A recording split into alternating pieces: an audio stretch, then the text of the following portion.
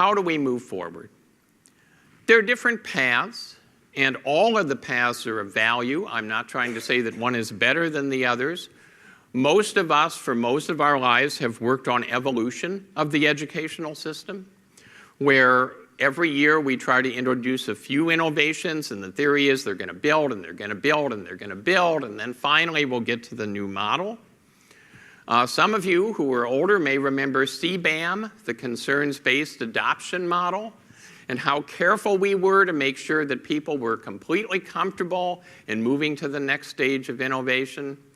I'm tired of evolution, frankly. I'm tired of banging my head against the stone wall of evolution, because what happens is the first 10% is pretty easy, the second 10% is more difficult, and then when you get up to 30% or so, the whole rest of the system is fighting back against the one innovation you're making. People get uncomfortable, and away it goes. So I think we overinvest in evolution, even though that's important. And we underinvest in a couple other forms of change. One of them is transformation. And you'll hear some transformational models at the conference where people are not changing 10% at once, they're changing maybe 40% at once or 50% at once. And yes, that's a lot less comfortable, and yes, that's a bigger risk.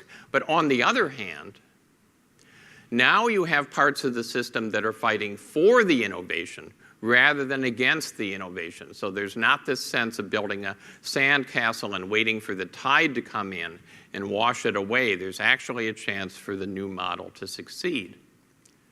And then, of course, in higher education, we're starting to see what my colleague in the Harvard Business School, Clay Christensen, calls disruptive innovation. And in disruption, you pick an audience that isn't served, and you develop a totally new model, and you, over time, refine that model until it becomes very powerful, and then it displaces the old way of doing things.